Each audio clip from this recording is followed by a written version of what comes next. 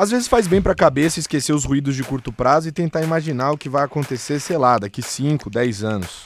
Mas às vezes, essa mesma reflexão faz você entender que talvez os ruídos não sejam apenas ruídos, mas sinais do que está por vir. E é nisso exatamente que Márcio Appel acredita. O presidente Lula não está mentindo, ele está fazendo exatamente o que diz que faria com o Brasil.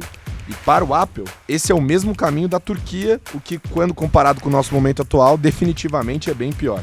Mas quem que é o Márcio Appel? Márcio Appel é um daqueles gestores de histórico comprovado, fez com que a franquia de fundos Galileu do Safra se tornasse uma das mais famosas e rentáveis para os seus cotistas.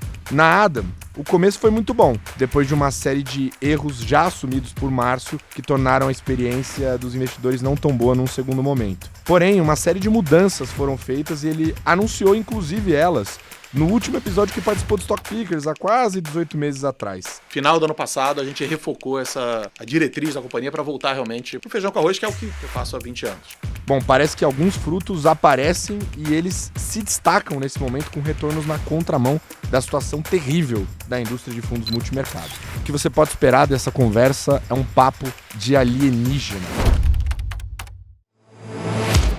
Antes da gente começar, parabéns pelos 100 mil inscritos no canal do YouTube. A gente bateu 100k, Alec? Tá falando sério, Alec? Batemos 100 mil inscritos aqui no canal do YouTube, a gente tá muito feliz. O agradecimento é inteiro pra vocês. E já que é uma ocasião tão especial, não dava pra fazer isso sem estar devidamente vestido. E pra isso, o Shop Together, mais uma vez, sendo nosso parceiro, esteve com a gente nesse episódio.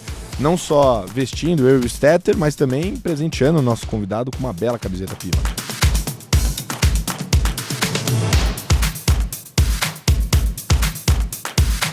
Nando Lima, sem mais delongas, abre a porta que eu acho que a gente tem visita. Show me the money.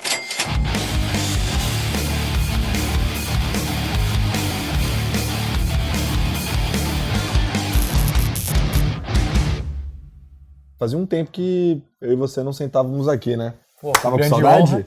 E o pior é Fazia que uns 15 dias já. a gente volta, mas a gente se despede em breve. Você vai sair de férias. Eu chego e você sai de férias. Que pena. coisa. É um jogando os problemas pro outro, né? Dias de luta, É a dias de nossa glória. vida, né? Nos últimos quase 3 anos. Aliás, últimos quase 3 anos muito felizes, porque estamos em comemorações aqui no Stock Pickers. Sabe por quê, Henrique Stetter? Eu não sabia sei. até hoje. Saiu de férias, não sabia o motivo da comemoração. Aliás, quando que foi exatamente? Faz Fim um de semana. tempinho? Foi no final de semana? Foi. Nós batemos 100 mil inscritos no YouTube. Sabe o que isso significa? Plaquinha? Que a gente vai ganhar uma placa do YouTube, aquela prata, sabe? A prata, eu sei. Daquele O dia jeito. que chegar, eu acho que eu vou dar aquela choradinha boa de felicidade e vitória. Sem dúvida. Mas eu queria agradecer primeiramente a vocês que acompanham a gente, porque se não fossem vocês a gente não atingiria esse número, então é um número nosso e que mostra aí talvez que alguma coisa a gente está fazendo certo, né? E mais, quanto mais pessoas seguem a gente, se inscrevem, deixam comentários carinhosos nos nossos vídeos, isso também reforça a nossa posição aqui. Ajuda muito. E Ajuda muito a manter o nosso emprego. E brigar por premiações. Brigar Tem sido por ano premiações. legal até agora. Tem. A gente está sempre preparando coisas novas para vocês, muito por conta disso. Então, obrigado. E tenho certeza que daqui a alguns meses vocês vão ver coisas ainda melhores vindo no Stock Pickers. Vamos bater 1 milhão aí rapidinho de inscritos agora. Vamos, você vai ver. vamos. Rompeu a barreira dos 100, você vai ver. Com o mercado do jeito que tá, vai ser daqui a pouco. Vai começar a cair o número de inscritos daqui a pouco. Mas isso me lembra uma coisa, tem muita gente o Nando fala isso direto, né? Tem muita gente do podcast que nunca viu o canal do YouTube. É verdade. Então, pra você que está no podcast, talvez você nem saiba como eu e você parecemos fisicamente. É verdade. Então, vem olhar aqui o nosso canal do YouTube, a gente tá com um cenário totalmente novo, trazendo muita novidade pra vocês. Então, pra você que tá no podcast, dá um pulo no nosso YouTube, se inscreve também no canal. E pra você que tá no YouTube, dá um pulo no podcast também e se inscreve lá. Pra você não perder nada. Não perde nada. Nada. É isso. Muito bem. Bom, dito isso, tem mais um recadinho paroquial aí, não tem não? Sim. Nossa grande parceira, ou nosso grande parceiro, pra gente ser mais preciso, Shop Together. Você sabe muito bem como funciona. Um hub com várias marcas das mais luxuosas em que você consegue comprar se estiver em São Paulo, chega no mesmo dia. E Hoje, o presente vai ao nosso convidado porque é um presente de alto nível. Uma Polo Pima. Ah, não. Não é só uma camiseta Pima, é uma Pima, Polo não. Pima. A Polo Pima? Polo Pima, do Shop Together. A Pima é Pra aquele você, tecido Márcio, que todo obrigado. mundo sabe, que abraça, né? Aquela coisa maravilhosa. Super confortável. E digo mais, essa polo é da True Essential, que é a marca exclusiva do Shop Together. Que é muito boa, inclusive. Eu tô isso usando muito as camisetinhas que a gente ganhou, tá? Você tá maluco. Ela não para, vai pra máquina de lavar o tempo todo. Foi o melhor momento da minha semana. Eu coloco a camiseta, cai super bem. Nossa, eu amo aquela camiseta. Muito bom. É isso aí, galera. Valeu, Shop Together. Presente dado e com a gente aí em mais uma temporada. É isso aí. Muito e agora bem. começa O papinho? o assunto que eu Bom, tanto vocês quero já ouvir. sabem quem tá com a gente aqui na sala hoje, então eu já vou começar a nossa conversa aqui, trazer o Márcio. Por favor, você está gravando um programa, às vezes é melhor, né? Né, eu não... né, eu esqueço do lapela, desculpa, Tanaka. Mas o que eu ia dizer é o seguinte, o Márcio com certeza, assim, é um dos maiores gestores do país no que tange histórico, só pegar o histórico que você já vai saber isso. Para quem não sabe, eu já falei isso na introdução, mas teve essa passagem pelo Safra, o Galileu, que É histórico, lendário. histórico, lendário, foi um fundo que entregou uma rentabilidade excelente para os seus cotistas. E o que eu queria falar com você, Márcio, já trazendo obviamente para a realidade da Adam, eu lembro que quando eu era assessor, todas as carteiras que eu montava ali diversificadas, se entrava no perfil moderado para cima, tinha um fundo da Adam no meio, sempre. Era, acho que, uma das principais recomendações nossas, justamente por acreditar no seu trabalho, no trabalho da equipe da Adam. E muita gente entrou nos fundos da Adam em 2019, 2020 ali, teve uma galera, uma concentração grande, o fundo cresceu bastante, se tornou um dos maiores da indústria também de tamanho, né? E esses cotistas de lá para cá, eles ainda não tiveram a mesma experiência do Galileu, né? E aí eu queria trazer essa discussão para cá, porque a última vez que você veio aqui, eu gostei muito da frase que você disse, você deu um recado muito bacana pro mercado do Back to the Basics, né? Que a Adam estava voltando. Só que de lá para cá aconteceu bastante coisa, né? Então eu queria, na verdade, uma mensagem para esses cotistas, né? O que esperar daqui em diante? Quais foram as mudanças que aconteceram na Adam da última vez que você veio para cá? Não, perfeito. O grosso dos cotistas, na verdade, entraram em 16 e 17. Boa. O grosso dos cotistas. Então, a experiência no início melhor e realmente depois foi uma experiência pior. E por isso que a gente fez uma série de mudanças. Eu acho que eu cheguei a comentar uma parte delas há 18 meses atrás. Acho que tem mais ou menos 18 meses que a gente esteve junto, né? Se você olhar, a gente, do ponto de vista de ativos, a gente voltou a fazer basicamente somente aquilo que a gente fazia no início da Adam, que era o que fazia antes no Galileu. A gente parou de fazer ações individuais dentro do portfólio. Isso talvez foi uma das primeiras mudanças que a gente fez nesse caminho para voltar a fazer aquilo que a gente sempre fez com um histórico muito bom. E a gente fez um trabalho muito forte. De reforçar a equipe, e 2, de algumas mudanças na maneira que a gente opera. Tá? A primeira foi, a gente trouxe novos sócios. Então, se você olhar final de 22, início de 23, a gente trouxe o Adriano primeiro para a mesa de gestão. Início de 23, o Fábio Landi, que é responsável pela mesa, propôs e implementou a transferência de um pedaço do risco para a mesa. Acho que isso eu cheguei a comentar com vocês um ano e meio atrás. Então, hoje, 25% do risco do fundo está na mesa. Né? E a gente vem aprimorando esse mecanismo. Tá? Aí depois teve, talvez, um dos maiores reforços que a gente já teve foi o Juliano, que era o meu economista na época do Safra. E quando ele saiu do Safra ano passado, a gente não perdeu tempo para convencê-lo a vir para a Adam. Para mim, ele é um economista realmente que faz muita diferença. Tá? Então, o Juliano veio reforçar. Hoje a gente tem uma equipe de economia muito forte. E mais recentemente a gente trouxe também o Pedro Bandeira para a parte de gestão. Então, hoje a gente tem 5 livros, fora o livro principal da Adam, que gerem esses 25% do risco do fundo e que não são, um pouco peculiar, normalmente quando você distribui risco na mesa, você faz por classe de ativo, né? Você tem um gestor de renda fixa, um gestor de câmbio, etc. Lá não, cada um deles tem a possibilidade de fazer o ativo que quiser, é um book dele limitado ao risco alocado para lá. Tá? Então essa é a configuração que a gente está hoje. A ideia é, ao longo do tempo, maturando esse processo de transferência de risco para a mesa, aumentar. Minha ideia é que fique 50-50 entre o risco do book principal e o risco que tá na mesa. E vocês estão chamando muita atenção atualmente nessa janela de curto prazo, porque, enfim, a indústria está mal, né? E vocês estão se destacando na ponta contrária, com um retorno nos últimos meses muito interessante. E você estava falando aqui com a gente antes que basicamente veio contribuição de tudo que é lado, né? Eu queria falar um pouco desse momento e se essa mudança que vocês fizeram, se você já está sentindo efeito dela ali e ela é parte também dessa contribuição. Não, acho que sem dúvida nenhuma. Acho que a participação da mesa melhorou muito, como eu tinha comentado antes.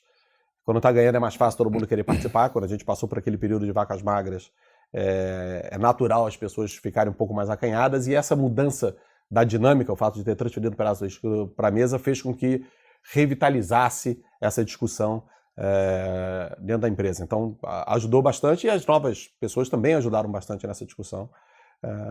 Então, tudo contribuiu. Né? E hoje, ainda que o histórico desses 7 meses seja muito bom, na verdade, se você olhar mesmo em 24 meses, incluindo esses últimos 7 meses, a gente já está num histórico, vamos dizer, compatível com o mercado. O que nos últimos 24 meses não é bom. Né? Mas a gente tem recuperado bastante, vamos colocar assim. E eu acho que a gente, voltando a fazer o que a gente sempre fez, vai ser capaz de entregar os retornos que a gente entregou historicamente. Né? Então, acho que os alicerces estão bem fundados. A gente nunca teve... A equipe, na verdade, cresceu. Né? Muita gente, nesse período mais difícil, compreensivelmente, diminuiu a equipe, a gente aumentou a equipe.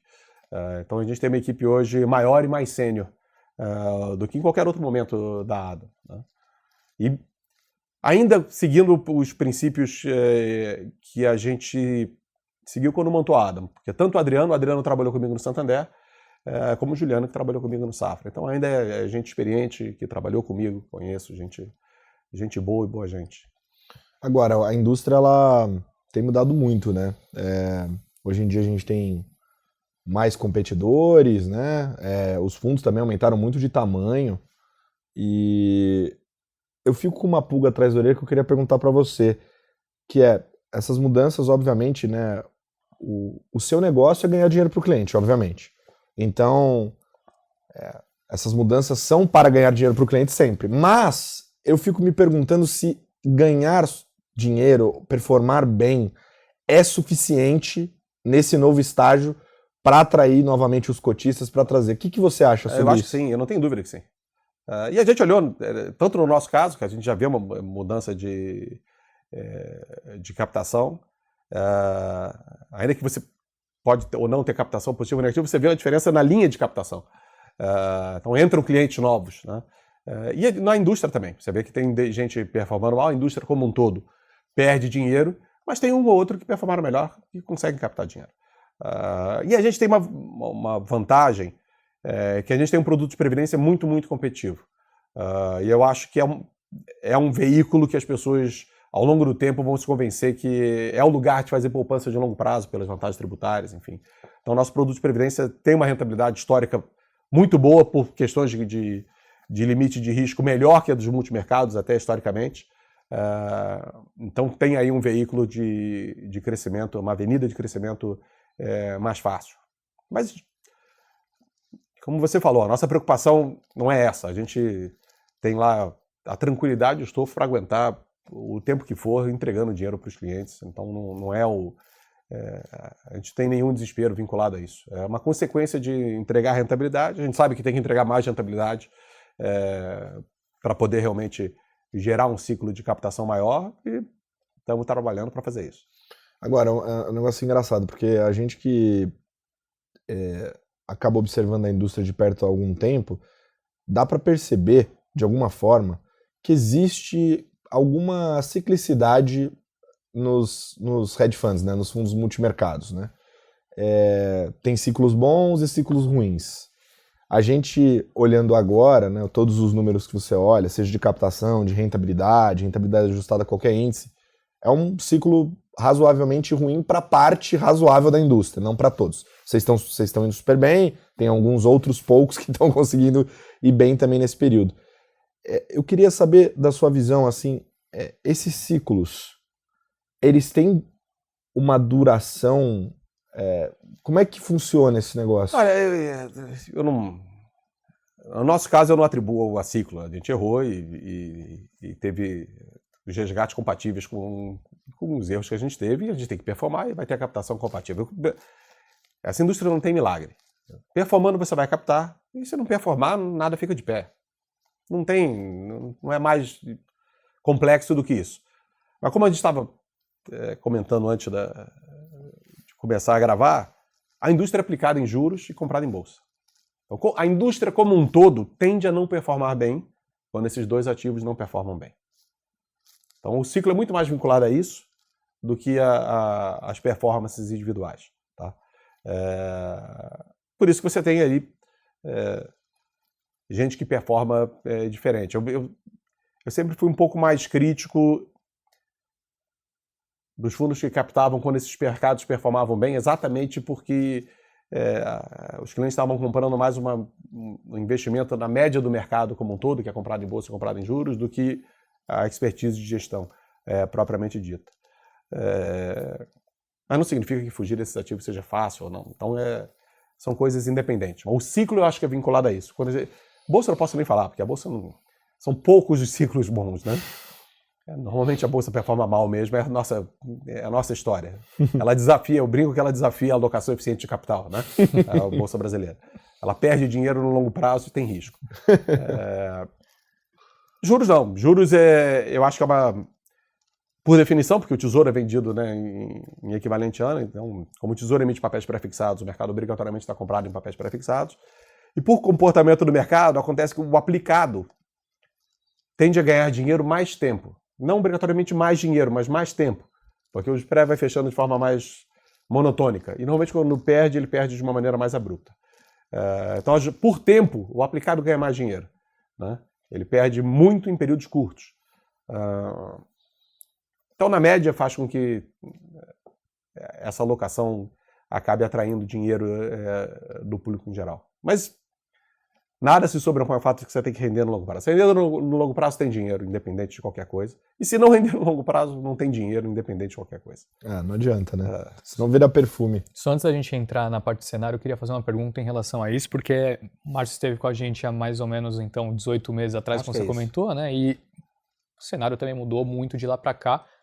A indústria não está performando bem. Você disse que, na média, a indústria normalmente é comprada em bolsa e em juros. Então, eu imagino que você fez alguma coisa diferente para ter esse retorno, né? Conta um pouquinho para a gente como que você se posicionou nesse meio tempo para justificar essa performance. Se você lembrar a nossa entrevista de 18 meses atrás, a gente já não estava otimista 18 meses atrás, essa é a verdade. A gente nunca achou que... A gente esquece, mas no início do ano passado todo mundo achava que os Estados Unidos ia cair juros ano passado. Ele acabou subindo os juros, todo mundo achava que ia cair juros. A gente achava que a parte fiscal ia ser muito ruim. A gente, internamente na ADAM, a gente achava o arcabouço fiscal de piso de gastos. A gente trocou o teto de gastos pelo piso de gastos. Mas o mercado, para nossa surpresa, que nos custou, o mercado comemorou. O mercado achou que era bom o arcabouço fiscal, mais conhecido como piso de gastos. E o mercado ficou nessa crença, da nossa leitura injustificada, de que tudo ia melhorar. E, de fato, a inflação caiu bem no ano passado. Não só no Brasil, como no mundo. Isso que eu acho que complicou ainda mais a leitura do mercado de forma geral. Porque, na nossa visão, a inflação caiu por questões circunstanciais.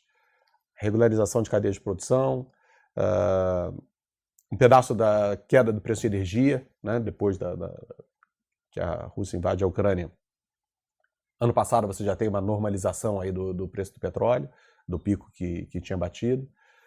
Então teve uma série de fatores, né, o aumento da imigração nos Estados Unidos, uma série de fatores que permitiram que você tivesse crescimento forte e inflação cadente. Que levou a uma crença que eu acho que persiste até hoje, de que os dois estão pouco conectados. Que o crescimento e a inflação estão pouco conectados. Ao contrário do que sempre foi na história toda. Tá? Para o Brasil, a gente tem grande clareza de que os dois estão muito ligados. Muito ligados, e a gente sempre teve projeções de inflação mais altas do que o mercado. Sempre teve. Mas o mercado acreditou e a gente falou antes, né, do meme da inflação. Então, no início desse ano, circulou o meme de que quem achava que era 3% de inflação era o Einstein. E quem achava que era 4,5% era um macaco. Era uma gradação de QI em função de quanto você achava que era a inflação do ano. E a gente estava para lá do macaco. Então o mercado tende a acreditar. Essa é a verdade. O mercado acredita no que o governo fala, acredita que vai dar tudo certo. Um pedaço porque teve essa confusão pós-Covid, de que fatores circunstanciais permitiram que crescimentos altos fossem acompanhados de inflação cadente. Tá? Que na nossa leitura era circunstancial, o mercado, boa parte, eu acho que ainda é a maioria, acredita como estrutural. Tá? E o governo com certeza, obviamente. Né? Então a gente não acredita nisso. Nos Estados Unidos, acabou se mostrando verdade essa leitura ano passado, tá? A taxa subiu. A gente foi surpreendido por uma leitura extremamente dovish, acomodatícia, por parte do Fed em dezembro, né? E também surpreendeu até o Banco Central brasileiro, para ser sincero. Foi uma leitura que não era condizente com os dados de atividade, que, de novo, pegou o mercado de forma geral ganhou dinheiro, a gente perdeu dinheiro, né? Porque o mercado tende a ter uma posição aplicada e a gente estava achando que os fundamentos não permitiam isso. E depois os dados se mostraram, né? O que a gente perdeu no ano passado, a gente mais que ganhou esse ano, porque os fundamentos realmente mostraram que não era possível aquela sequência de quedas que o Powell indicou em dezembro do ano passado. Tá? Os dados mais recentes de atividade e inflação nos Estados Unidos fizeram com que a gente ajustasse um pouco a nossa leitura de que os Estados Unidos, a taxa neutra de juros seria acima da taxa neutra da taxa praticada atualmente. Ou seja, que a taxa atual não só não era o suficiente para gerar uma economia desacelerando, mas ao contrário, ela era baixa a ponto de fazer com que a economia continuasse acelerando. Tá? Os dados recentes talvez dão uma indicação de que pode ser que a economia esteja desacelerando muito lentamente. Muito lentamente. E o último dado de inflação realmente foi muito bom. Tá? Não é uma garantia, a gente já teve dados de inflação muito bons no passado, que foram seguidos de dados ruins. Mas no conjunto da obra, a gente hoje abre a possibilidade para a taxa neutra de juros nos Estados Unidos ser mais baixa que a taxa atual. Ou seja, pode ser que a taxa americana caia, mas vai cair pouco. Ela com certeza não vai ser o 3. E se você pega o Treasury de 5 anos, que outro dia estava perto de 4,20, para você aplicar 4,20, você tem que achar que realmente a taxa final vai ser perto de 3, para você ganhar alguma coisa. Então a gente não acha que isso é compatível com os preços atuais do mercado, mas que sim, é possível ter alguma taxa mais baixa, né? Que a taxa de juros nos Estados Unidos caia. O Brasil a situação é diferente. Acho que é claro que a economia brasileira está acelerando. Claro. A gente, numa das cartas que o Juliano fez início desse ano, ele mostrou um modelo que a gente fez para alimentação. O mercado no início do ano tinha alimentação perto de 3,5%. Baseado em modelos do CRB, né, baseado em preço de soja, enfim. E que nunca, nenhum desses modelos levava em consideração a demanda. Né, como se fosse inelástico a demanda, o preço de alimentos. O problema desses modelos é que eles não levam em consideração o grosso da cesta de alimentos, que não tem nada a ver com soja. A gente não come soja, certo? Tem a ver com hortifrutis, outras coisas que têm uma dinâmica de produção totalmente diferente.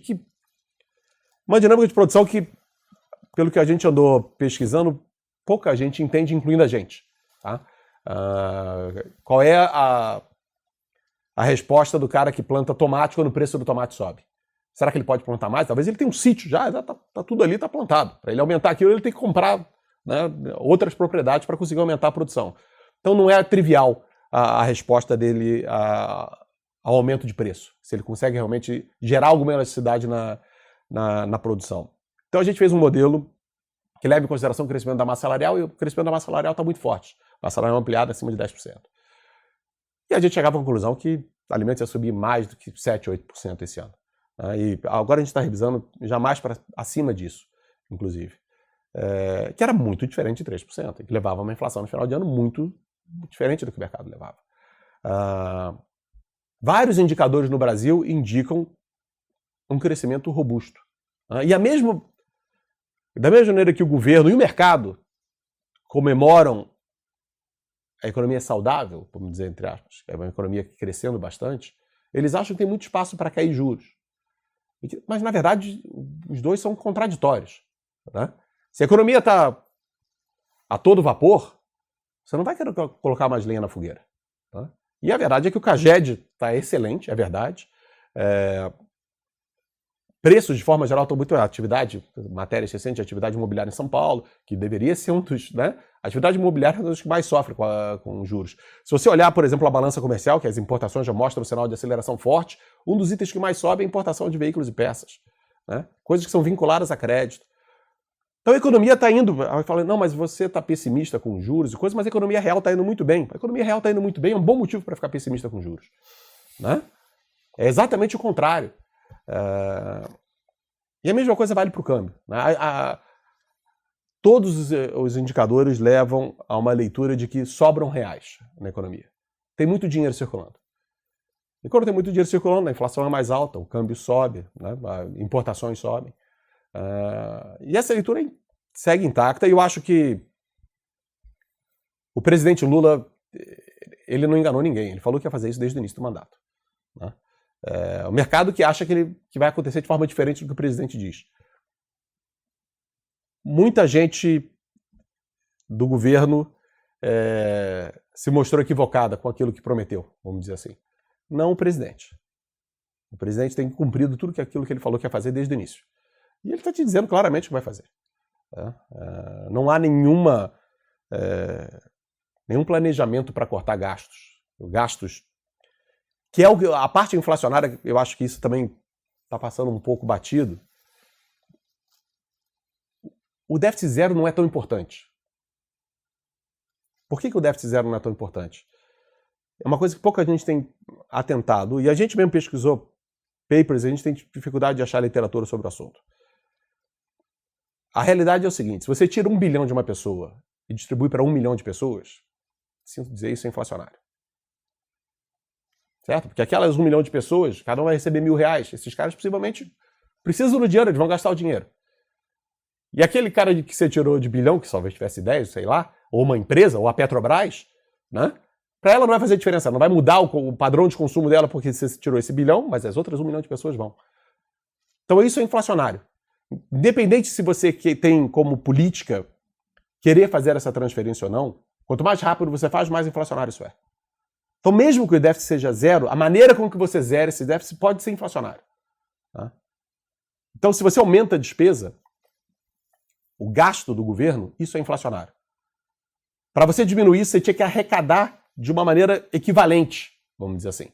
Se você arrecada de maneira concentrada e pulveriza a distribuição, isso é inflacionário. Tá? Se você cresce, né? Isso na margem, isso é inflacionário. Pouca gente fala disso e tem sido parte do plano de governo, tá? Fazer esse tipo de transferência. Tá? O governo fala economizar despesas tributárias. Economizar despesas tributárias é uma outra maneira de falar que aumentar a arrecadação. Por algum motivo estranho está na linha de despesas, né? Mas na verdade você quer arrecadar mais. Tá? Que é uma aberração, não vou nem discutir por que a gente tem 50 subsídios diferentes. É uma aberração. Mas o fato é que resolver essas aberrações através da arrecadação não muda o impacto inflacionário, de novo. O problema do orçamento não é como fechar a desoneração. Não é a MP do PIS/COFINS. Isso é detalhe. O principal realmente é esse mecanismo de transferência de renda pulverizada que aumenta a demanda, e a gente vê na demanda. Eu falo, quando a massa salarial ampliada cresce 10%. Você pega o M2, também cresce 14%. Todos os indicadores que você olha, nenhum deles é compatível com a inflação nem de 4%, que sai de 3%. Então parece uma conclusão relativamente fácil achar que você precisa de mais juros e não menos juros, né? E a teoria, o governo acha que o mercado, por algum motivo, gostaria que tivesse mais juros. Ao contrário, o mercado é todo aplicado. O mercado gostaria que os juros caíssem, não que os juros subissem, né? A teoria de que o mercado quer fazer com que o Banco Central coloque juros altos, não faz. O mercado é o contrário, o mercado quer que os juros caia. O mercado é todo mundo aplicado. sofrendo, né? Captar, O todo mercado mundo. quer que juros caia. Mas isso não se sobrepõe à realidade de que, quando sobram reais, a demanda é muito aquecida, o câmbio sobe, a inflação sobe, e você precisa de juros para combater isso, né?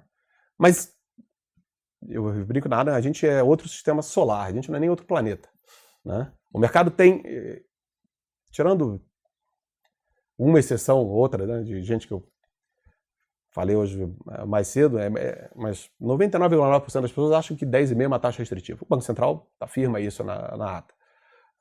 A gente acha que não é. A gente acha que a taxa é estimulativa e os dados mostram. A economia não está desacelerando. Qual é a definição se a taxa é restritiva ou estimulativa? Se ela é restritiva, a economia tem que estar desacelerando. Se ela é estimulativa, a economia está acelerando. É simples. Não tem outra. Você fala, não, mas é porque o fiscal... Eu sei, tem um monte de motivos. Mas o fato é que, nesse contexto, a taxa é estimulativa. Fala, não, mas o problema é do fiscal. Tá bom, então se resolver o fiscal, talvez ela seja restritiva. Mas hoje ela é estimulativa.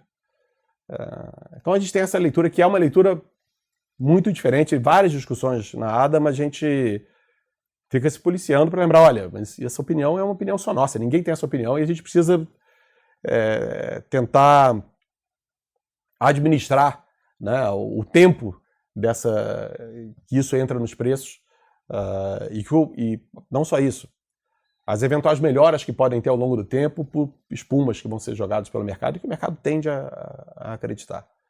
É como a gente está enxergando as coisas até agora. É uma visão muito diferente do que o mercado tinha desde o início, por isso que a gente está com uma rentabilidade diferente. A gente segue com essa mesma visão. Na nossa leitura, os mercados mal se mexeram. Tanto o mercado de câmbio quanto o mercado de juros, eles mal se mexeram, né? O que aconteceu foi nada perto do que tem que acontecer para precificar o que a gente acha que é a realidade. O mercado ainda vive totalmente fora do que a gente enxerga. Eu tive 85 Eu perguntas também, passando na minha cabeça. Mas eu acho que seria Vai mandar alguma interessante. Eu acho que seria interessante a gente mudar um pouco a dinâmica que a gente estava propondo. Totalmente. Posso te intervir aqui rapidamente? Manda Porque bala. tá me coçando muito essa. Porque é o seguinte, eu achei fantástica essa explicação. Caralho, eu tava com saudade dessa sala. Eu entendi. E esse seu discurso deixa bem claro que você tá tomado em juros. A gente tem uma posição tomada. Assim. Exato. Deixa bem claro que você acredita que os juros deveria ser mais alto. Mas aí eu tenho uma pergunta pra você que é o seguinte. A gente discutiu isso algumas vezes aqui nessa sala sobre a mudança da liderança do Banco Central. Uhum. Que há 2 reuniões atrás, a gente teve aquele 5-4, que deixou as coisas meio esquisitas, a comunicação não pareceu tão clara, a turma já começou a levantar os pontos, vai trocar a liderança, vai jogar o juro para baixo na marretada, etc. E agora parece que a turma voltou a tentar consoar melhor. Eu queria saber se isso no seu cenário está contemplado de alguma forma e você acha que isso pode ser um risco. Eu não acho esse Banco Central Hawkish nem com o Roberto Campos lá. A teoria de que o Roberto Campos foi muito duro, eu não compartilho. Eu acho que não devia nem ter começado a cair juros quando estava 13,75. A taxa nunca foi restritiva. Essa é a verdade. A taxa já não era restritiva quando ele começou a cortar juros. Ficou essa impressão por causa daquelas coisas circunstanciais que fizeram com que a inflação caísse muito. Entendeu? Teve alguns preços administrados que também tiveram uma influência do governo. Então teve circunstâncias que fizeram com que a inflação tivesse caído muito. Para a gente não tinha justificativa nem de ter começado a queda. Então eu acho que, independente do Banco Central, a nossa leitura é uma leitura mais simples. A taxa atual, ela não é restritiva. Se você acha que a taxa atual não é restritiva, obviamente a curva toda de juros não tem prêmio nenhum. Né? Porque você pega, não sei quanto está nesse momento, o janeiro 26, mas janeiro 26 outro dia estava 60, 70 bips acima do dinheiro. 70 bips acima do dinheiro para 1 ano e meio de espera. Você tem que achar, na verdade, que ela não só ela é restritiva, como vai ter queda. É a única maneira de você aplicar ali. Se você acha que tem chance de ter alta, é de graça. Né? E não depende nem se o Banco Central vai subir juros. Se a inflação seguindo na trajetória que a gente imagina, infelizmente, o mercado vai cobrar a alta. E, na verdade, vai piorar ainda mais. Porque se você não sobe juros, vai vir no câmbio. E o câmbio vai subir e, obviamente, o mercado de juros vai ficar desesperado. Então, para a curva normalizar, você precisa, na nossa leitura, você precisaria ao contrário. Precisaria de um Banco Central mais rock que sinalizasse uma alta de juros, e não só sinalizar, que subisse juros. E aí sim você normalizaria o... Mas, de novo, é um extraterrestre falando para vocês. Mas a gente gosta desse tipo de conversa aqui. É um extraterrestre. Ninguém, obviamente, chega... Isso é totalmente louco pro mercado todo, entendeu? Isso é totalmente louco.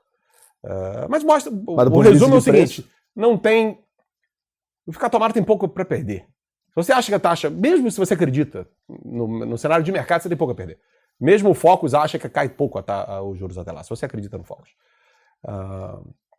que a taxa de juros cai pouco. Então tem pouco para perder. Não faz sentido você ficar aplicado nesse mercado. E é um mercado tecnicamente ruim, a gente sabe, né? De novo, porque o tesouro é que a pessoa tomada. Então quando o mercado precisa zerar, é um pânico. Então a gente tem, não é uma posição enorme, não. A gente tem uma posição tomada, assim. Eu gostei da sua pergunta, que ela foi uma pergunta precisa no tema de mercado. A minha era mais uma questão filosófica, porque naquela passagem inicial, o Márcio comentando sobre o cenário que ele enxergou de trás para frente, né, até o momento atual em diferentes geografias, a sensação que eu tive, principalmente com a questão do Brasil, é que você está extremamente pessimista. Eu queria entender a sua percepção olhando adiante, assim, pensando no que foi feito, né, com as promessas que o Lula fez atrás e tem executado. O que você espera daqui para frente? Como você enxerga o Brasil daqui 2 anos, pelo menos? Enfim, você acha que vai ter uma mudança muito grande do que a gente está enxergando agora? Do que o mercado está enxergando agora? Eu Sim. acho que vai ser uma mudança muito grande do que o mercado está enxergando agora. Acho que não vai... E ela vai ser gerada por uma manutenção das políticas atuais. Eu não vejo... Ao contrário das últimas vezes, sempre que dava problema, isso não é só no governo PT. Eu me lembro do Malan fazendo isso, né? Nos anos 90. As coisas pioravam, aparecia lá o executivo com um plano de inúmeras maneiras de cortar gastos e tal, e ele assumiu um ônus político de corte de gastos forte. Né? E isso aconteceu nos governos PT também.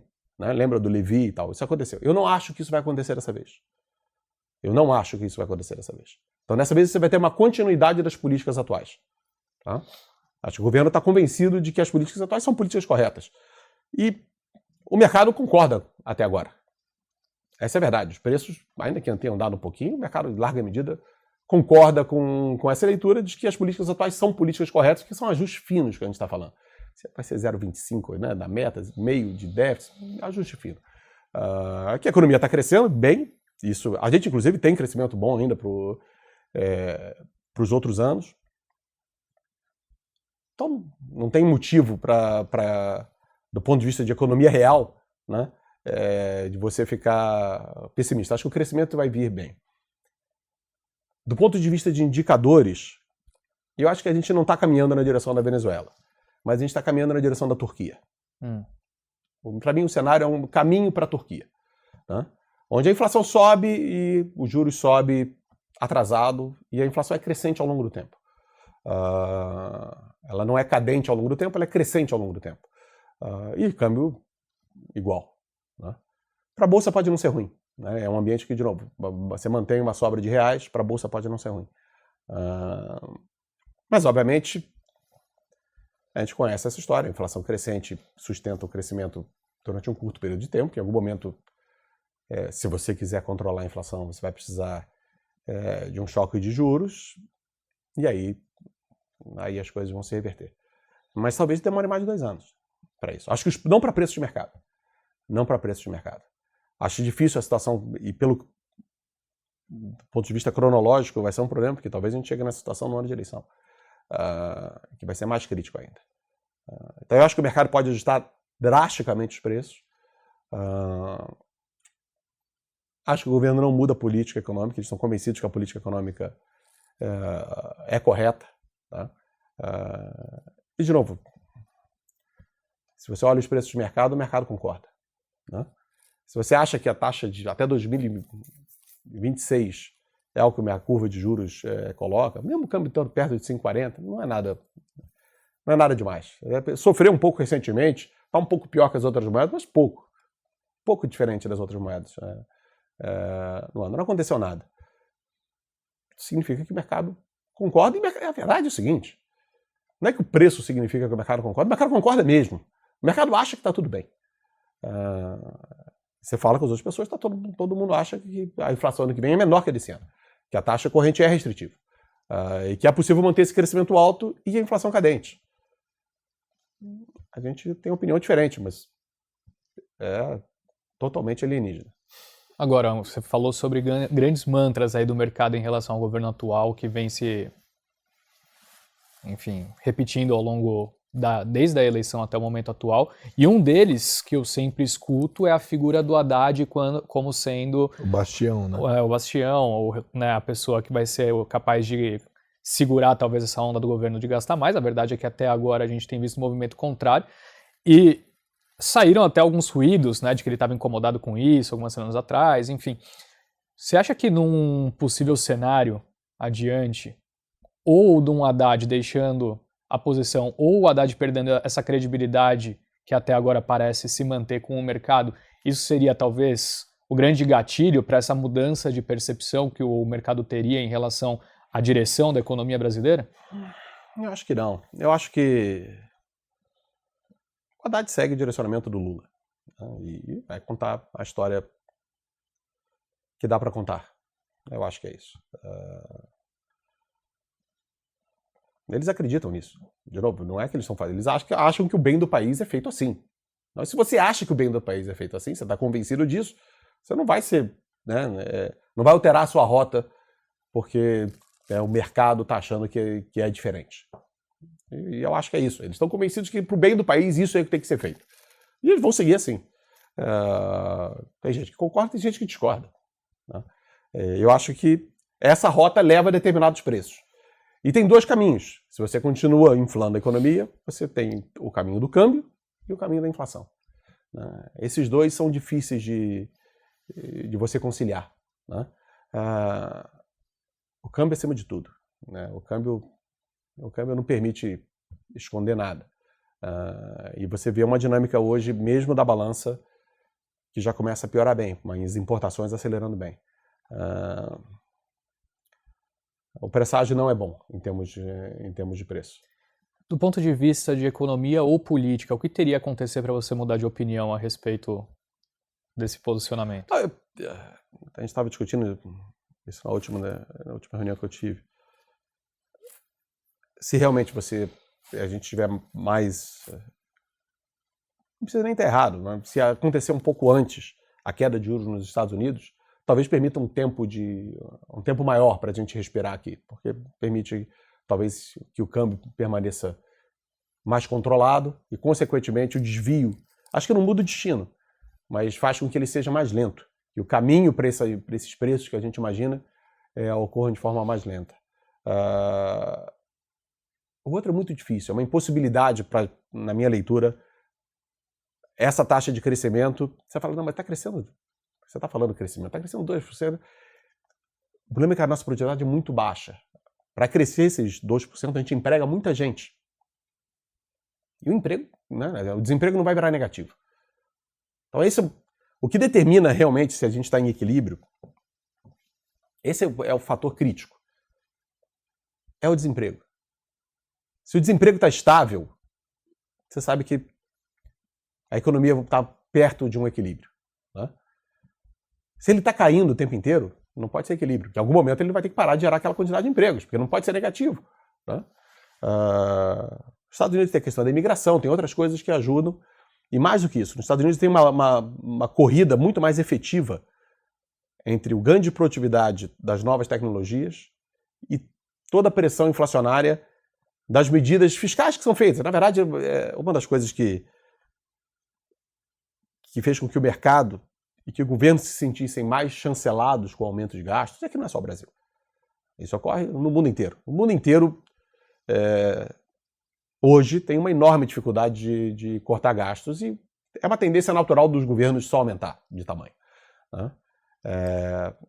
Então isso é verdade no mundo inteiro. E isso é uma pressão inflacionária no mundo inteiro. Nos Estados Unidos você tem uma força contrária muito forte, que são esses avanços tecnológicos que a gente está vendo, inclusive de AI, que está apostando uma corrida com relação a essas forças inflacionárias, né? E pode ser que eles fiquem na frente ou pode ser que não. É difícil dizer. No Brasil não tem essa corrida, essa é a verdade. A gente tem pouco ganho de produtividade. Nossa produtividade é baixa e vem piorando. Ela é baixa e vem piorando. Então a gente gera muito emprego para crescer pouco. Isso é insustentável. A certeza é que isso não vai continuar, né? Isso é impossível.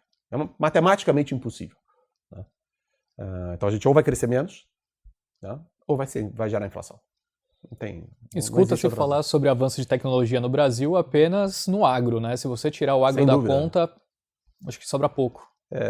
E que alguém que eu comentei isso recentemente, incrivelmente é um dos setores menos tributados do Brasil. A verdade é o seguinte, isso é verdade para o mundo inteiro. Quando o governo sai da frente, as coisas melhoram muito, né? E uma vantagem dos Estados Unidos com relação ao Brasil, uma boa parte do mundo, é que no Brasil a Constituição foi feita para limitar o governo.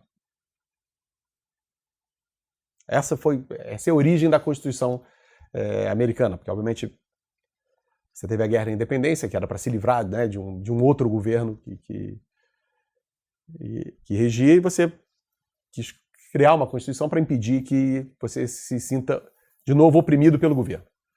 Essa é a origem da Constituição americana. A Constituição brasileira e muitas outras é o contrário. Ela dá um monte de direitos. E isso viola uma coisa fundamental, que eu acho que é uma coisa que todo mundo podia concordar, né? Que o meu direito termina, né, quando o seu começa. Quando você dá direito à moradia, alguém precisa construir a casa. Então, quando você nasce com o dinheiro à moradia, quem é o cara que vai construir a casa para você? Isso é obrigação de alguém, de outra pessoa, que obviamente vai impactar o direito dela, de não querer construir sua casa, certo? Você não pode transformar outra pessoa, né, num escravo só porque você acha que você tem um monte de direitos que foram atribuídos. E isso é a origem de uma série de governos de forma geral, e mesmo os Estados Unidos têm se desviado, né, dessa filosofia que foi o nascimento da nação lá. Então, criou-se um monte de direitos. Esse monte de direitos já levam ao aumento da tributação, levam ao aumento do Estado, e obviamente isso tudo é inflacionário. Do outro lado, você tem, né, as diversas revoluções tecnológicas que são deflacionárias e que lutam contra essa. Então parece que está tudo bem, que a gente podia dar esses direitos todos, né, e ainda assim crescer 2%, 3%. Talvez sem nenhum desses direitos a gente estivesse crescendo 5%, 6%. E a gente não precisava dar direito para nenhum deles, porque todo mundo ia ser muito mais rico, todo mundo ia poder comprar seu próprio imóvel e tal. Então a gente nunca teve a oportunidade de ver o cenário alternativo de um capitalismo mais livre, né? Mas no Brasil esse avanço tecnológico corre pouco, né? Aqui isso tem um impacto muito menor pela estrutura da nossa economia. Então o efeito final acaba sendo muito mais inflacionário. A gente sente a inflação de uma maneira muito mais direta. A mesma coisa você pode dizer na Europa também, né? Talvez não seja uma surpresa que a inovação venha do lugar onde ainda esses princípios são mais presentes, né? O princípio de que você quer menos presença do governo, não mais presença do governo. É o lugar mais inovador do mundo. E quanto mais você tem a presença do governo, menos inovador o lugar é. Eu acho que você não vai escapar dessa dinâmica, e essa dinâmica, aumentando o tamanho do Estado. Quando você aumenta o tamanho, a gente fala do déficit zero, mas quando você aumenta o tamanho da arrecadação e aumenta o tamanho do gasto, a gente está caminhando, né, para um tipo de comunismo, onde você arrecada 100% e gasta 100%, onde o governo é 100% da economia. Então não é uma medida completa o déficit. É importante olhar o tamanho do Estado, em termos absolutos, como percentual do PIB. A gente devia diminuir o tamanho do Estado como percentual do PIB, a gente está indo na direção contrária. E quando você vai na direção contrária, diminui a produtividade, e aí você quer crescer da mesma maneira que você crescia antes, e obviamente isso é inflacionário. Eu acho que só para a gente fechar com essa parte do Brasil, tem muito assunto interessante lá fora. Queria entender um pouco das posições então. Tomada em juros, acho que ficou bem claro para a gente. Agora, bolsa, em um momento você disse que bolsa no Brasil, naturalmente as pessoas perdem, mas disse que o cenário inflacionário talvez não seja ruim. E a posição em câmbio, como que paradoxalmente, a gente está comprado em bolsa. Uhum. Mas eu não teria, como eu falo, eu não teria bolsa se eu não tivesse o resto. Uhum. Então a gente não gosta nem do câmbio nem dos juros, a gente gosta da bolsa. Boa. Vamos para fora? Vamos. Mas é só essa posição em bolsa, ela é o quê? É como se fosse uma proteção assim ali? Eu acho que tem vários cenários, talvez eles não sejam majoritários, tem vários cenários onde eu consigo ganhar dinheiro nas três classes de ativo. Se a gente caminhar para um cenário de Turquia, eu acho que eu vou ganhar dinheiro nos 3 ativos.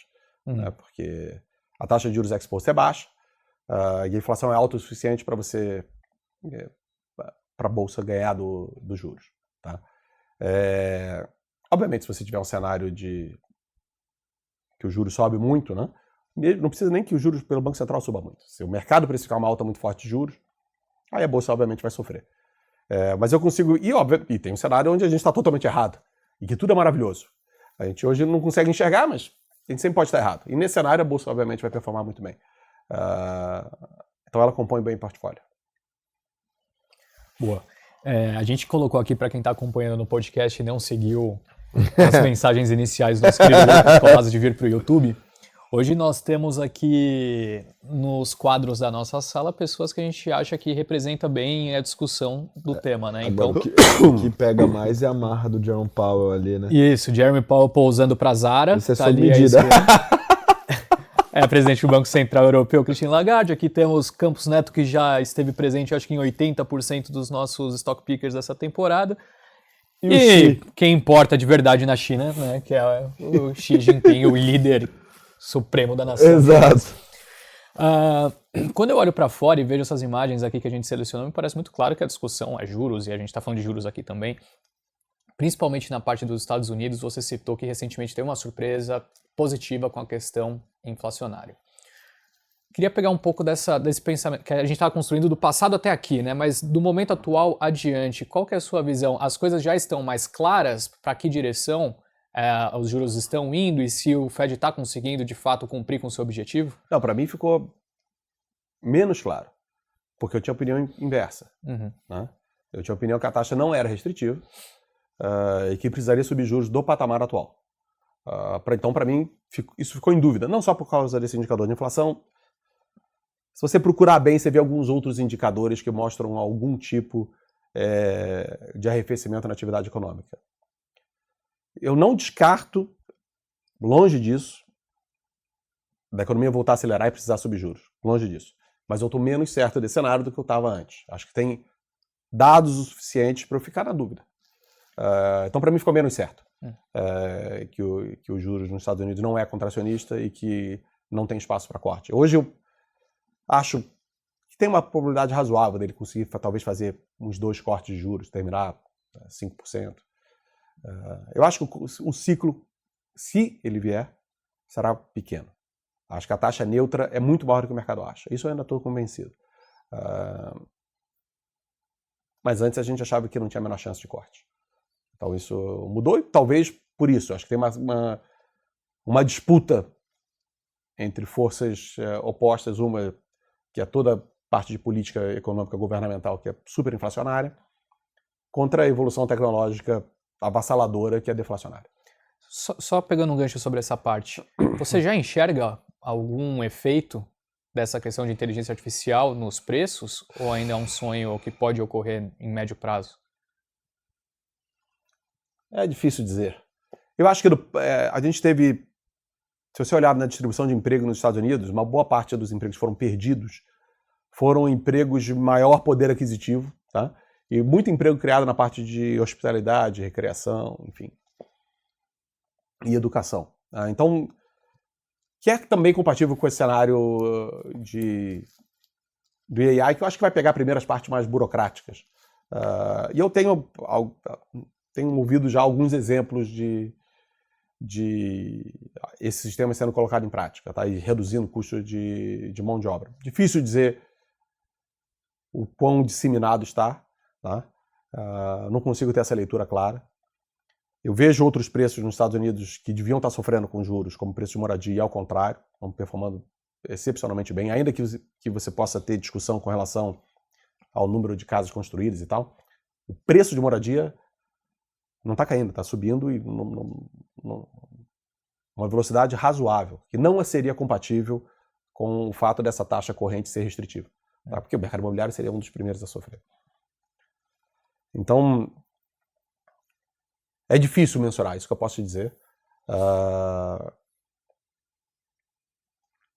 Tem que olhar os dados. A gente, da mesma maneira que a gente tenta ler os dados brasileiros com clareza e não consegue enxergar nenhuma evidência de restritividade na taxa corrente,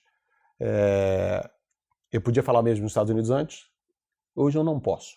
Hoje eu consigo ver algumas coisas, não é a maioria, algumas coisas que podem indicar que, olha, pode ser que esteja desacelerando um pouco aqui. Realmente o dado de inflação foi perfeito. Você não podia pedir um dado de inflação melhor do que foi esse último CPI, né? Mas como eu falei, a gente olhou no tempo, já teve dados equivalentes que se mostraram temporários, né? Respondendo a sua pergunta, estou mais na dúvida do que eu estava antes lá fora, porque eu tinha uma posição inversa, tá? Se eu tivesse a opinião que ia cortar juros, obviamente ia ganhar confiança com o dado, mas não é o caso. Acho que um evento importante que eu não tenho enxergado pelo menos um efeito de mercado por hora, posso estar enganado aí, você pode me corrigir, fica à vontade para isso. A gente está falando de mudança na presidência do Banco Central no Brasil, lá fora a mudança na presidência é do país, né? É um negócio muito mais severo. Me parece que o mercado fala pouco sobre esse assunto até agora. Como você está enxergando? Eu não acho que é relevante. Não acho que é relevante. Eu acho que a política vai seguir basicamente a mesma. Não tem nenhum... Uma das coisas que desanima para o mundo é que não tem nenhum candidato a favor de diminuir o Estado.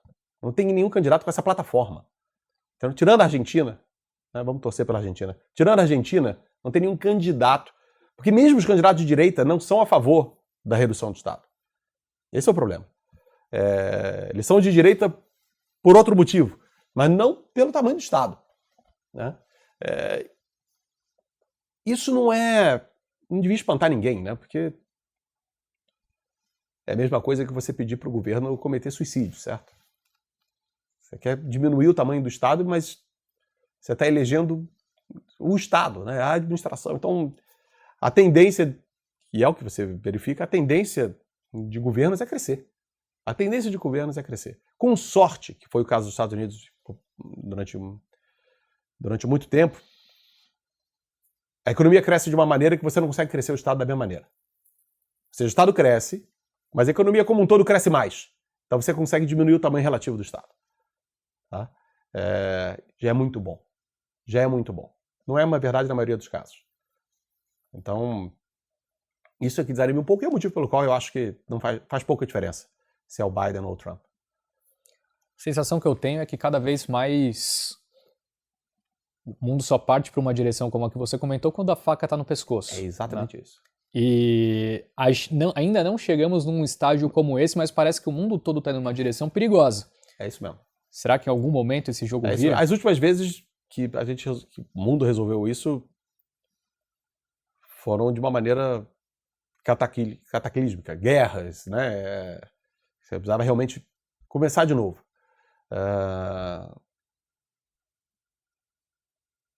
A Argentina é um exemplo que existe um limite, né? Quando você realmente, por um tempo muito grande, está passando por uma situação muito ruim, alguma hora a população fala basta. Porque realmente o apelo mas você não quer ter direito a uma moradia? E você não quer ter direito a ter uma remuneração mínima, mesmo sem fazer nada? Todo mundo quer direito. Como se o Estado gerasse riqueza. Mas o Estado somos nós. O Estado não gera nada, né? O Estado só gasta, né? E é pior. Uma boa parte de todos esses programas, o dinheiro não vai para o beneficiário do programa. Vai para a burocracia que suporta o programa. Então, mas é difícil porque a realidade é que o discurso é muito convidativo. O discurso que leva a essa deterioração crescente é muito convidativo. Por isso que o mundo caminha nessa direção, mas não é... caminha 50 anos, 70 anos. Você teve um outro exemplo, que teve um corte muito grande no governo quando a situação estava muito ruim. A Thatcher. A Thatcher foi outro exemplo. Você precisa de um governo muito unido, porque não dá para fazer isso com uma maioria pequena. Maioria pequena um governo cai, porque vai passar por um período difícil. Uma maioria pequena não é capaz de carregar o período de mudança a ponto dele começar a dar frutos. E a Thatcher passou por maus bocados. Então, e mostra mais uma vez que precisa estar muito ruim. E a Inglaterra estava muito ruim. E a Argentina estava muito ruim. A gente está muito longe. Você vê a Turquia, que eu estou falando, né, como exemplo, segue sendo a Turquia. A Turquia está lá tranquila. O balão segue voando na Capadócia. Exato, a Turquia está tranquila. Então a Turquia está muito longe. É uma mudança grotesca de preço com relação ao que a gente tem hoje, né? Estamos falando de taxa de juros de 40 e tantos por cento. Uma mudança de preço absolutamente... Né? Tem gente aplicando aqui 2031 a taxas realmente incríveis. Na Turquia, 45. Não chegou de 45 de um dia para o outro. Mas também 2031 é longe. Falta um tempo para 2031. Então a Turquia não é o suficiente para gerar a mudança que a gente teve nesses outros lugares. Mas é um cenário ruim. Por outro lado, eu acho que a revolução tecnológica que a gente está passando é muito diferente das últimas. É muito diferente das últimas. Então, dependendo da velocidade que ela ocorra, você vai gerar uma situação de abundância grande que talvez mude totalmente a organização econômica global, entendeu? Eu tava me contendo para não te perguntar isso, porque eu achei que ia ser muito lunático ao trazer esse tema em cima da mesa. Você não sente que às vezes talvez os governos estão empurrando o problema com a barriga para em algum momento chegar a uma possibilidade como essa e os problemas simplesmente desaparecerem, se resolverem por completo? Eu não acho. Eu não acho que é premeditado. Eu não acho que é premeditado. Eu acho que, de fato, o discurso é convidativo. Na verdade, o discurso de direitos é convidativo, por isso que ele está aí. Por isso que a combinação desse discurso com democracias é complexo. Porque ele é convidativo. Então, só quando piora que... E, vamos falar a verdade, até isso está piorando faz 50 anos. Né? Está 50 anos. Não é que... É muito mais longo do que isso. Não estamos falando do governo corrente. Tem 50 anos que globalmente, os estados aumentam de tamanho. E o negócio de AI é ontem. Ontem. É a única chance, de fato, realmente, de você ter uma economia de abundância. Para ir para a abundância de bens, você vai precisar de um passo adicional, né, que é a parte de robotização. Então, a combinação, obviamente, de inteligência artificial e robotização pode levar a uma abundância que, basicamente, acaba com o sistema capitalista, que é o sistema... que é todo o sistema econômico, né, que lida com como você gerencia a escassez. Se você não tem escassez, toda essa teoria vai embora. Eu ainda acho que não dá para você operar isso porque está distante o suficiente. Acho que tem que ficar atento para a pressão deflacionária nos Estados Unidos, principalmente desse movimento. Mas eu não faria nenhuma aposta para daqui a 10, 20 anos. 10, 20 anos hoje é muito, muito, muito tempo mesmo. Eu acho que em 10 anos o mundo pode ser muito diferente. Muito diferente. Pelo advento da inteligência artificial, você acha que não tem como tomar posições muito longas? É uma mudança da temática atual? Eu acho que você vai reavaliar a todo momento. Né? Você não dá para tomar posições hoje baseados nesse cenário de abundância total. Primeiro que você não sabe, pode demorar 10, mas pode demorar 20 anos. Ou pode demorar 50, não sei. Então, isso não dá. Um dos motivos que a gente ficou comprado em S&P esse ano, muita gente falava que tirando os Magnificent Seven e tirando Nvidia, a bolsa estava barata. A nossa era exatamente o contrário. Eu não gosto da bolsa, mas Nvidia eu gosto. Isso segue sendo verdade. Né? Eu acho que ainda pode multiplicar o valor da empresa. Né? Não estamos falando de alta, ela pode multiplicar. Né? Os analistas projetam no modelo uma redução, é incrível, a gente está no início do ciclo, mas eles projetam uma redução ao longo do tempo no crescimento de revenues. E eu acho que a gente está no início de uma exponencial. E também tem impactos do ponto de vista de consumo de energia, tem uma série de consequências dessas mudanças. Então eu teria um grande medo de ficar vendido em bolsa americana, né? Para isso você tem que achar realmente que vai ter um choque de juros forte lá fora. Eu acho que a única coisa que faria com que você tivesse uma queda razoável na bolsa americana seria se precisasse de um choque de juros. Porque se é verdade, e a gente não tem essa certeza, se é verdade que as mudanças tecnológicas estão ganhando de todas essas pressões inflacionárias nos Estados Unidos e vai ser possível realmente crescer o que eles estão crescendo e ainda assim cortar um pouco os juros, que seja, não precisa ser muito, um pouco, realmente a bolsa não tem limite. Realmente pode subir o que for. Lá fora é espetacular. E é uma outra coisa que fala contra o real. Porque eu acho que o investidor doméstico descobriu isso. O investidor doméstico descobriu isso. Por que eu estou insistindo nessa Ibovespa aqui que eu só perco dinheiro, né, a vida inteira? Posso comprar um BDR da Nvidia. Não era longe, eu não sou um fã de cripto. Mas a quantidade de dinheiro que sai de cripto pelo balanço de pagamentos é enorme. É enorme. Então... 13 bi, se não me engano, era, segundo sim. O áudio de vocês. Eles falaram isso aí, né? É incrível. Eu fiquei surpreso quando vi o número, é inacreditável. É inacreditável. Então, se tem esse investimento que eu nem acho bom e está saindo esse dinheiro todo, imagina para os investimentos bons. Né? A verdade é que hoje aqui não é um lugar bom para investir e lá fora é excelente. Excelente. Então a única coisa que pode acabar com a festa lá fora é se tiver uma alta de juros. Mas se tiver uma alta de juros lá fora, eu brincava que antigamente, quando os Estados Unidos tossia, a gente pegava uma pneumonia. Dessa vez, se ele tossia, a gente vai pegar câncer. Ou seja, no relativo, o Brasil sempre vai ser pior nos dois cenários que você descreveu. Sim. Que maravilha. E aí, cola comigo. Eu tô todo confuso já aqui, que a parada tá sendo muito avançada. Mas você acha que... Porque isso é engraçado. Olha só, veja bem. Me parece que essas suas afirmações em relação à Nvidia são pautadas especialmente nesse horizonte longo. Não. Você acha que de curto também? Olha, ela negocia 30 e poucas vezes. O múltiplo dela não é...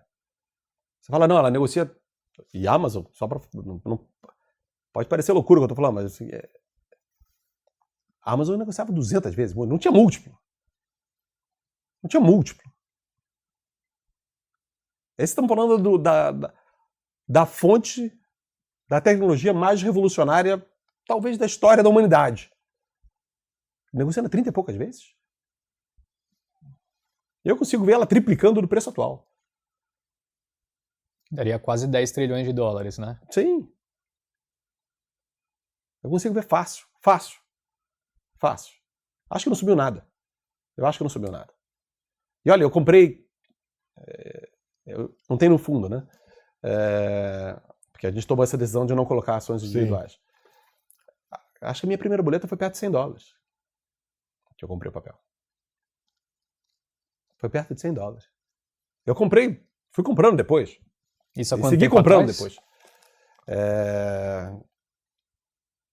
Porque o mercado, quando você olha o que subiu, você esperaria um múltiplo enorme. Mas não. Não tem como dizer que é bolha. É totalmente atrás do resultado da companhia, entendeu? Não é que ela subiu e os earnings não subiram. O lucro subiu, por isso que ela subiu. E as pessoas precificam como se fosse uma empresa que faz semicondutores. É isso. Fala, não, todo semicondutor tem esses ciclos e depois cai. Essa é a lógica por trás dessa precificação dos caras que são pessimistas com o papel. Como se fosse cíclico. Mas não é cíclico. Ela não faz semicondutores. Né? É uma categoria muito, muito especial. E que o fato dela usar a própria tecnologia para fazer a próxima iteração faz com que ela tenha se distanciando, ela vai se distanciar da competição. E a demanda é infinita. A demanda é infinita pelos produtos. Ela vende, é uma questão de quanto produz, não de Não é nem questão de preço, é o que o Jensen falou. Os chips novos são tão mais eficientes que nem de graça você ia querer operar o velho. Pela parte energética, entendeu? Então a evolução é enorme.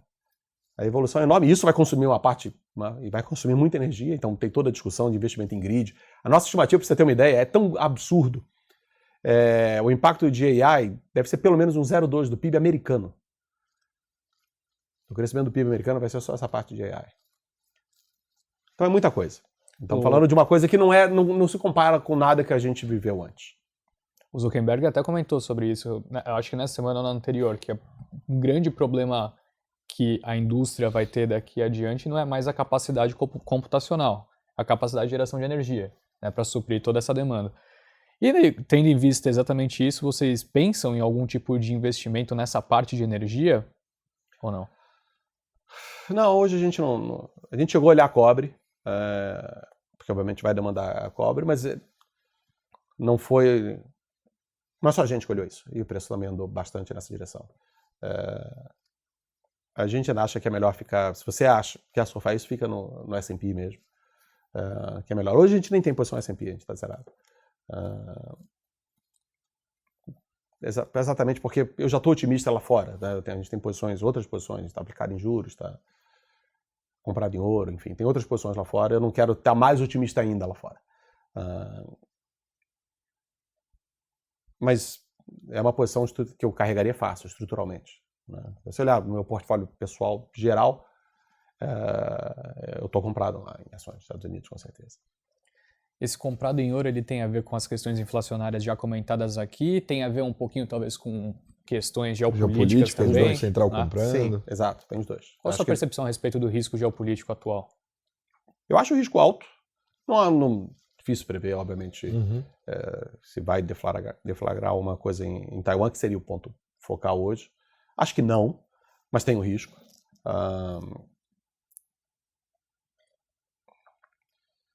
Tem várias decisões. Os Estados Unidos está investindo muito na produção de chip, que faz com que ele seja mais independente de Taiwan dentro de alguns anos. Talvez para a China seja melhor esperar. Porque, obviamente, se os Estados Unidos é independente na produção de chips, a vontade dos Estados Unidos de defender Taiwan talvez seja menor do que é hoje.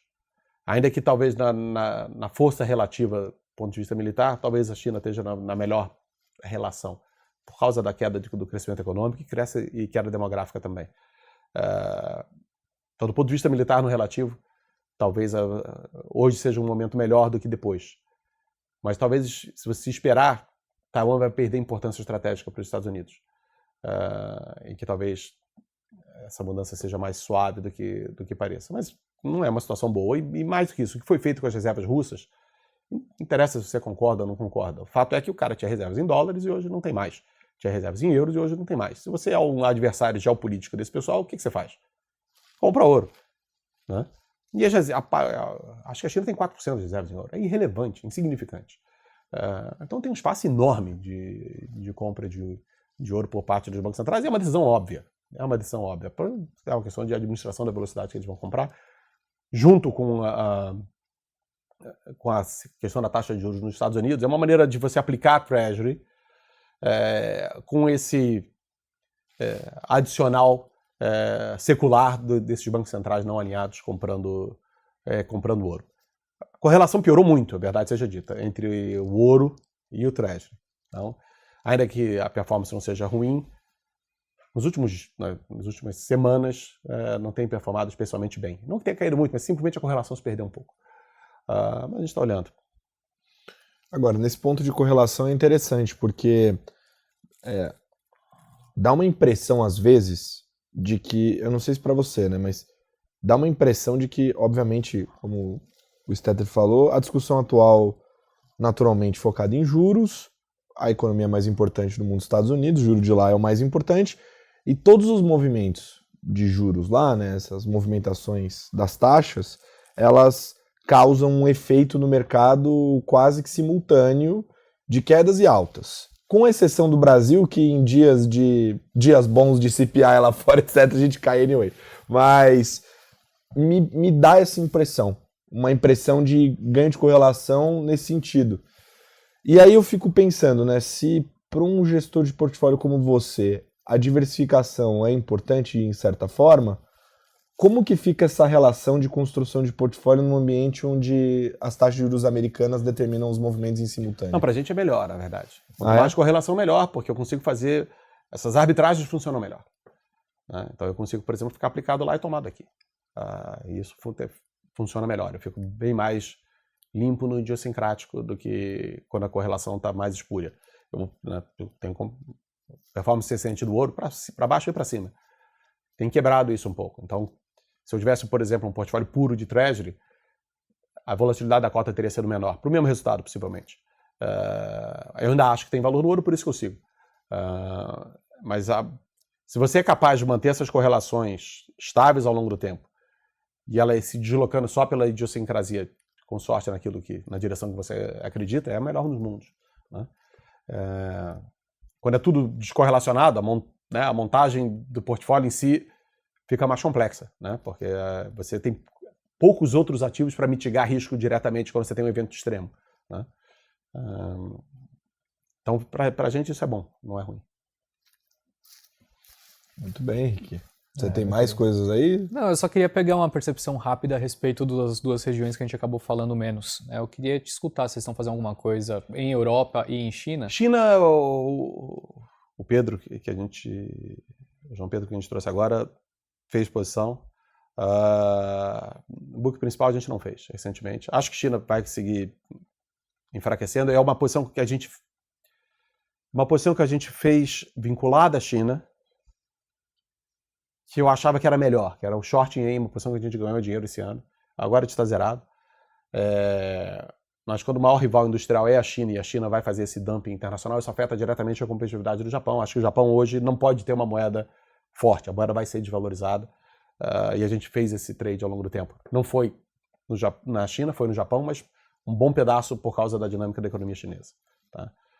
Europa, a gente teve posição do euro short várias vezes ao longo desse ano. A gente segue achando, do ponto de vista de desempenho econômico ruim, vinculado à China. Os últimos dados de atividade vieram um pouco melhores. A inflação recente veio até um pouco mais resiliente, eles cortaram mesmo assim. Eu acho que eles estão seguindo um script parecido com o resto do mundo, mais de inflar ativos, tá? Tendo uma política monetária mais frouxa do que deveria, o que sustenta a tese do ouro de novo. Acho que isso é uma doença mundial. É uma doença mundial. Muito convencido, talvez, por essas circunstâncias globais que fizeram com que o crescimento alto e inflação baixa pareceu ser possível. E vários modelos que foram rodados baseados nesse passado recente, que incluem esse passado recente, vão indicar isso. Na nossa leitura de forma errônea, porque foram circunstanciais. Mas leva a essa perda de confiabilidade nas moedas de forma geral. Então isso ajuda o ouro. Só uma última curiosidade pessoal. Você citou aquela hora sobre o grande volume de cripto, né, que tem sido comprado aqui. O Bitcoin é meio que chamado pelo meio pelos fãs de criptos como ouro digital. Qual que é a sua visão a respeito do Bitcoin? Não, eu já falei isso várias vezes. Eu acho que o Bitcoin resolve um problema que não existe. A reserva de valor tradicional o ouro, ele serve, obviamente. Me deram esse exemplo outro dia e é verdade. Se você está fugindo do país, né, e o pessoal está te perseguindo, antigamente o pessoal levava diamante, né, escondido no bolso. Agora você pode levar um pendrive. Não tinha pensado nessa utilidade. Não sei se ela é grande o suficiente para sustentar o preço, mas não sei quantas pessoas fugindo tem. Talvez apareçam mais, né, nesse mundo que a gente está vivendo. Mas, por outro lado, é um risco enorme também, certo? Imagina se o cara que tem dinheiro vai colocar $10 milhões num pendrive. Puxa vida, deve dar um medo danado. Imagina se dá um problema naquele pendrive. Caiu uma chuva, molhou o pendrive. Aí você fala, não, vou fazer 5. Aí eu falei, puta, também agora você vai perder um e qualquer um vai pegar teus $10 milhões, certo? Eu não acho que ele cumpre essa reserva de valor. Primeiro, o market cap é relativamente baixo, ele é vulnerável por esse tipo de situação que eu comentei. De transação, como moeda, com certeza ele não serve pela dificuldade de transação. Se você colocar numa carteira digital, aí que vai embora toda, né, todo o teórico benefício. O pessoal todo fala isso, mas nenhum deles tem Bitcoin direto. Né? Todo mundo tem via uma wallet, não sei, então, ou ETF, ninguém tem o motivo pelo qual eles atribuem o benefício. Então eu acho que eu falei antes, ele resolve um problema que não existe. Né? Se aqui é uma coisa de oferta limitada, tem ouro, que tem algumas outras utilidades, tem um histórico de reserva de valor muito maior. Concordo que se você está fugindo do país é mais difícil de levar de um lado para o outro. Por outro lado, ele tem uma questão de lavagem de dinheiro muito melhor. Né? E talvez o caminho para frente seja mais duro do ponto de vista regulatório, porque é um ativo muito usado para a questão de lavagem de dinheiro. Então, não faz parte do nosso portfólio. Boa. Agora, para o chamada de margem, que é o momento de perguntas e respostas aptas do nosso programa, eu vou pedir 2 só hoje. Tá certo. A gente consumiu tempo no papo de alienígena. Sim. É isso. Muito melhor consumido. Muito melhor, pô.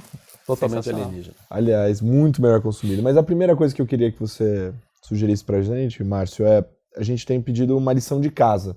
Então pode ser um livro, pode ser uma série, pode ser um paper, pode ser o que você quiser. Você acha que a gente deveria consumir? Eu tenho visto mais recentemente, se pode ser os vídeos ou o livro, o Free to Choose, do Friedman. Acho que a gente esqueceu um pouco no mundo que existe uma alternativa a esse arcabouço que a gente está vivendo. Existe um outro mundo de crescimento muito mais alto, onde todo mundo é mais rico, e a gente está acostumado pelo meio a viver numa realidade que não é a ótima, vamos dizer assim, muito longe da ótima, e que se a tecnologia não caminhar rápido vai levar a gente a uma situação bem pior, mundial. Perfeito. E a segunda questão que eu tenho que perguntar para você tem mais a ver... Porque, enfim, essa situação dos multimercados, elas têm chamado muita atenção, né? E há de se entender. E algumas pessoas têm umas impressões interessantes que eu queria trazer para ouvir a sua reflexão, que se tem mais competidores, os competidores são maiores, e existia de alguma forma, obviamente não necessariamente é o caso da Adam, mas naturalmente os multimercados precisam de alguma tendência para capturar essa tendência e gerar valor, né? E tendências maiores naturalmente são melhores para gerar, né, um impacto maior na cota. O problema é que parece que com esse crescimento do mercado, cada vez menos existem essas grandes oportunidades, digamos assim. Eu queria saber se você acha que isso é uma realidade. Não, eu não acho que é uma realidade. Na verdade, teve grandes tendências ao longo dos últimos anos. E eu falei que a gente, mesmo se você olhar 24 meses, a gente já se compara favoravelmente com relação a muitos multimercados. A gente ainda não ganha do CDI, vamos dizer assim, nos últimos 24 meses. Mas é porque se eu tivesse feito o oposto do que eu fiz, eu estaria ganhando. Certo? Não é que não teve tendência. A gente que não viu. O S&P fez high direto. A tendência que é a melhor tendência do que a S&P era só ficar comprado na S&P. Bastava ter ficado comprado na S&P nos últimos anos todos. A rentabilidade era espetacular. Como não teve tendência? Teve muita tendência. A gente que não pegou, eu inclusive. Eu tenho pego uma tendência mais recente. Felizmente a gente pegou bastante. Isso compensou um pedaço razoável de um período ruim que a gente teve no passado. E eu espero, né, ter hoje a estrutura e a leitura para poder pegar para frente. Mas não foi falta de tendência. Então, eu não acho que isso seja verdade, não. Mas como eu falei, quando os juros abrem e a bolsa cai, a indústria não vai performar bem. É quase por definição. Né? Mas eu acho que como um todo a indústria vai seguir aí. Tem muita gente boa, acho que é capaz de entregar retorno ao longo do tempo. Acho que a maior competição que vai atrapalhar a captação da indústria é como eu falei antes. O brasileiro hoje descobriu mais o investimento lá fora. E tem muita oportunidade boa fora também. Essa é uma alternativa real. A alternativa real dos multimercados nunca foi a Bolsa. Nunca foi a Bolsa. Perfeito. Márcio, queria te agradecer por mais uma vez estar aqui com a gente. Sempre solícito. A gente faz convite, obviamente, levando em consideração o tempo que a pessoa já veio, o melhor momento para falar. tal, mas ele nunca negou nenhum convite, embora tenham sido os dois, né, nesse período, mas nunca negou e sempre super transparente com a gente, então muito obrigado por estar aqui mais uma vez. Não, obrigado a vocês pelo convite. A gente adora o trabalho da Adam, enfim, admira muito vocês lá. É sempre um prazer estar aqui com você. Aliás, para esse papo de alienígena, o Márcio já tá entrando naquele cluster né? Eu senti essa diferença, você sentiu? É. Um episódio que você fica mais quieto aqui. Sim, eu fiquei só imerso, refletindo. né? Nossa, fica É porque esse tipo de episódio, automaticamente a gente é transferido pro lado da audiência, né? Então Sim, você fica sim. só prestando atenção, pensando no que tá falando. Refletindo, é Eu verdade, gosto muito. Foi incrível. Acho que foi o melhor episódio que a gente fez com você. Muito obrigado por estar aqui com a gente hoje, H. Pô, Tamo uma junto. honra. Te Valeu, vejo em time. breve. Pois é. Vai sair de férias, né? Que Vai dar um- pena. É o sorrisão do que pena. Ah, que pena. Mas é isso, batemos 100 mil, muito obrigado a todos. Fica aqui o episódio super especial. Confira o trabalho da Adam, é uma gestora super contemporânea, então tem todas as informações de maneira digital hoje na internet para você acessar. A gente vai ficando por aqui, semana que vem tem mais. Um beijo.